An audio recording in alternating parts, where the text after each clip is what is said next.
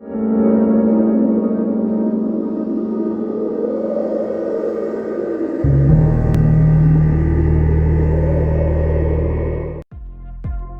Bulldogs, let's take a look what's going on this week on campus.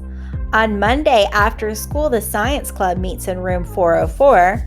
On Tuesday, the Art Club meets in the Art Lounge right after school. Thursday, it's Camo Dress Up Day and the Pre-ACT for juniors. On Friday, you can check out the SHS at Stewart's Creek game at 7 p.m., tickets on gofan.co, and it's Halloween Dress Up Day. Remember, no carrying anything that looks like a weapon. Make sure that you follow dress code, wear respectful political costumes, and no full facial covering.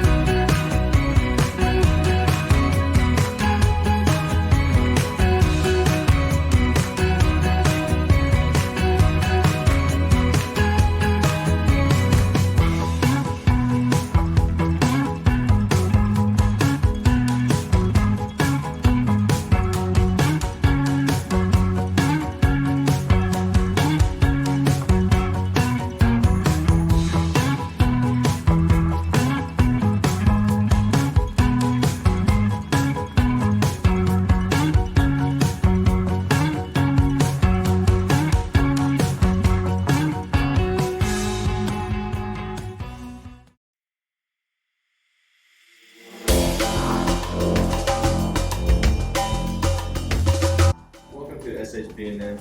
We're here with Miss Lopez. Hi, and we're here to talk about the Day of the Dead. So we're just wondering, like, what is this about? What is the whole celebration? So Day of the Dead is a holiday celebrated throughout Latin America where people remember their dead loved ones. Can you tell us a little bit about what this is and what it represents? Okay, this is called an ofrenda, and it is something that people set up in their homes for Day of the Dead, which is this weekend, well, November 1st and 2nd. And they put pictures of their dead loved ones. So this is my dad and my grandparents and great-grandparents. And then they'll put offerings of food and drinks that the loved ones liked in real life.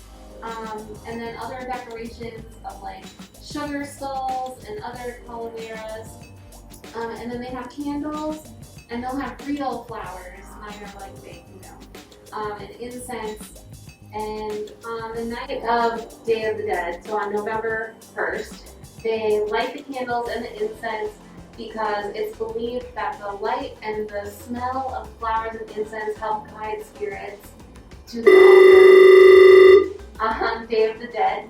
And then they can like partake in the offerings and celebrate with their family who are alive. And why set something up like this in your classroom? Okay, so we learned in my class about Day of the Dead because it's one of the largest holidays in Latin America, and it's like a good cultural learning experience for students to see what it looks like in real life. And this is what my husband and his family do in their house, and at my house. So I just like recreate it here for students to have like a hands-on example. Yeah. And to learn from it and like they'll do Yes. it too. So. We use it. I have an activity we do with it, and yeah. Thank you for showing it off. It looks very good. Thank you. Thank you for coming. Yes,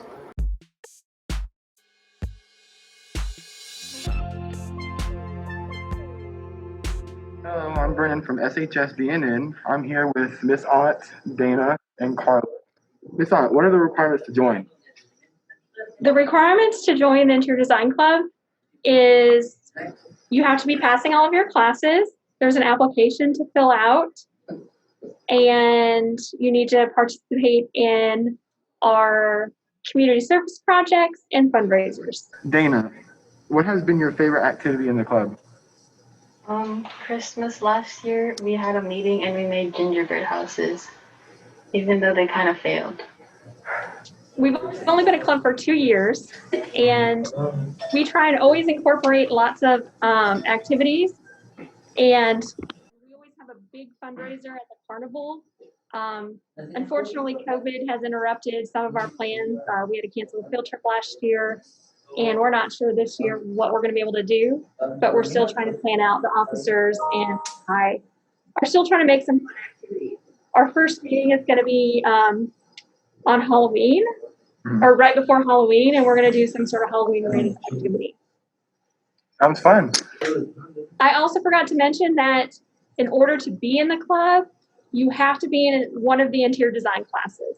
It's a requirement of the organization. Okay. I think the only field trip we had that we could have last year was to Nissan Stadium. And that was in November, but like, it was a good experience. You got to see like the design of it, and then it was just really fun. And we got to eat after, and it was really good. I can say that I really enjoyed it. Like, I've never really been in a club. This is probably my first club that I've ever been in, and I like just being in this club is really fun. Especially whenever we do like all the activities where we come together. Right? Like it's just being able to be together and like discuss what we're doing in the club and what we like what we're about, you know. And like especially the gingerbread houses, like Dana said, those were really fun. I mean, we had some good ones and we had some bad ones, but it was all fun, you know, doing it together. I think joining the club is a really good idea because it opens you up to a friendly social environment where you can express your creativity and be surrounded by people who have similar interests that you do. Right. We definitely are the creative side and trying to do creative activities and explore things that are different, like architecture and stuff like that. I mean, I can definitely say the club's fun. I mean, if you're in the class, you should definitely join. That's all I'm gonna say. If you're not in the class, maybe you should look to be in the class so you can join the club.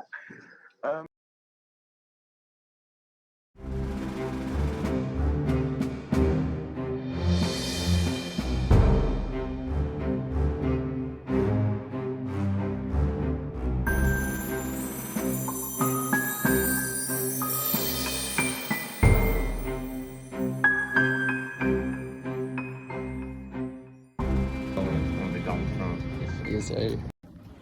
What are you gonna be for Halloween? Scary. What are you gonna be for Halloween? The Purge.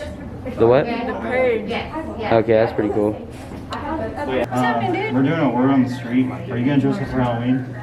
Dress up for Halloween? Yeah. Yeah. What's your costume? Well, I mean, you can help me pick. I'll either be a unicorn or I'll be a donut. Donut. Okay, I'm strawberry. I got that outfit in my car. Do y'all need to borrow it? No, we're just doing Yes. You can just tell us what you're gonna be for Halloween. I'm gonna be a strawberry donut. Strawberry donut. Yeah. That's sweet, yeah. Hey, if you go down to Miss Finley's room, she's gonna be the chocolate donut. If I'm gonna be the strawberry donut. Okay. I'm just gonna be a dancing shark. A dancing Of shark. course. That sounds awesome. That's awesome, man. So you don't actually have to do it. So.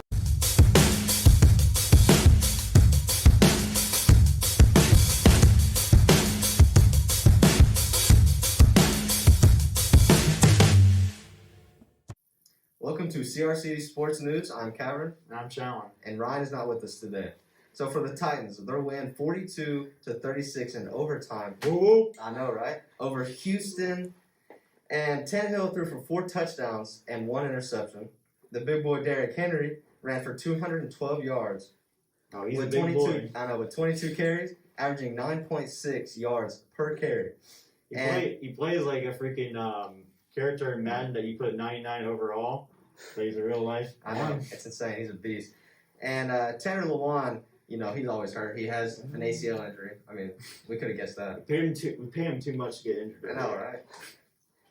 And the Titans have activated Corey Davis, which we will need for this Sunday's hard game against the Steelers.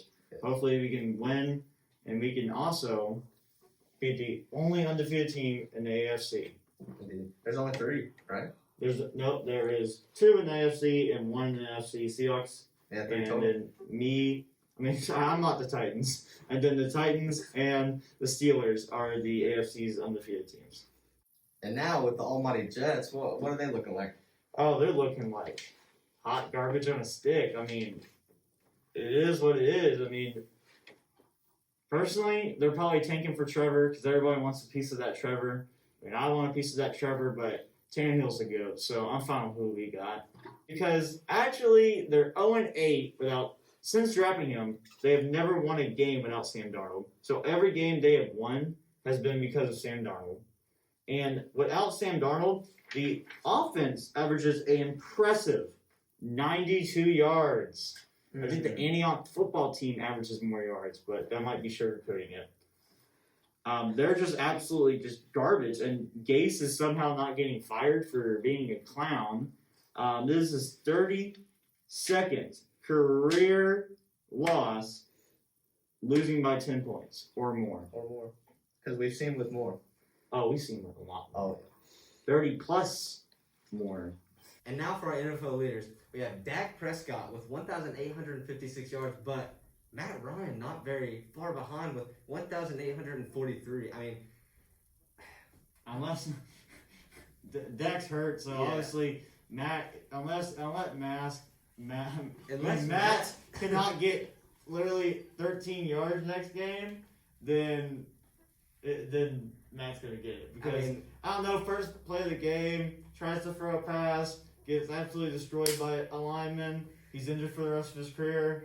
Then Prescott might get it. I don't know. But I don't see that happening. I don't see it happening either. Yeah, and everyone's favorite quarterback, Patrick Mahomes, sitting at 5th place right now with only 1,699 yards. I mean, that doesn't mean anything because they get leads so good that they don't even have to really play anymore or pass the ball. So Patrick Mahomes, literally, he had 5 touchdowns before halftime.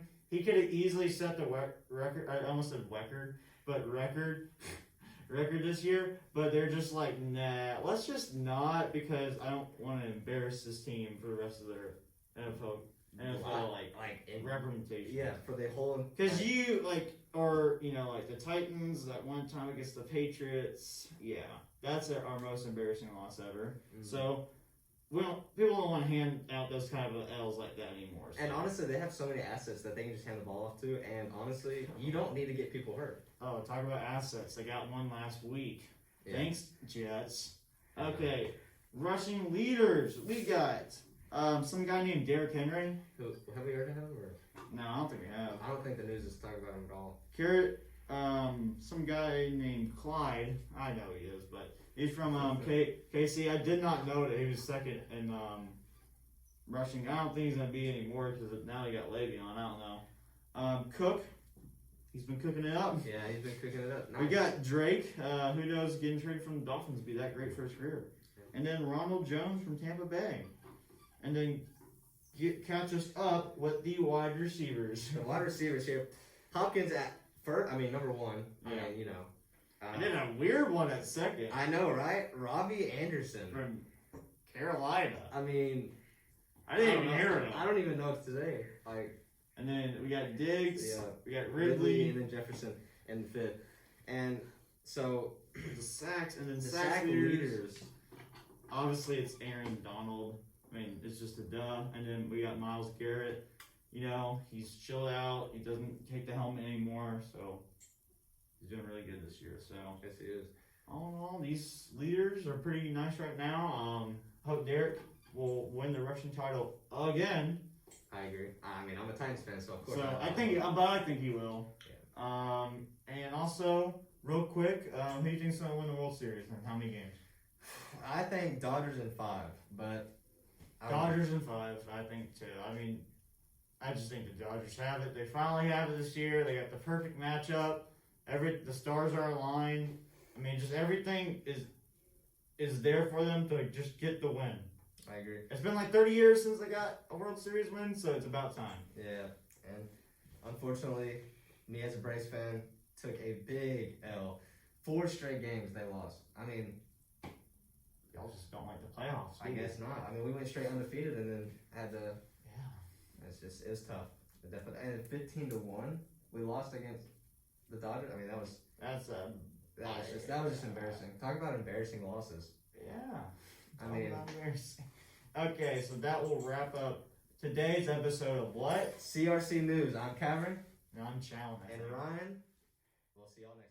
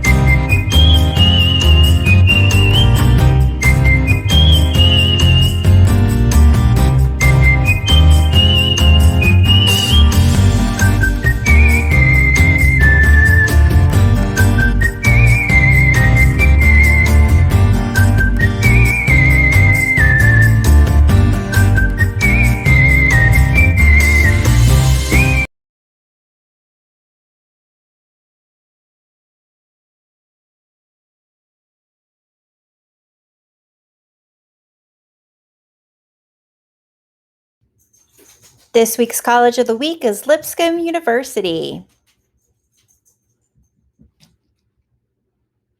Lipscomb is a private Christian college that offers more than 145 areas of study and nearly 78 majors. Small class sizes mean students get more individual attention. There are several ways students can get involved at Lipscomb, including athletics, service projects, and student organizations.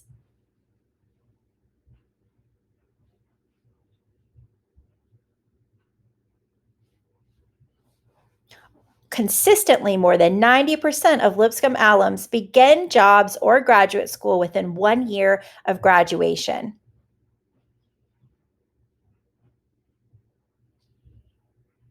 Click on the QR code for important information on how you can participate in a Zoom meeting.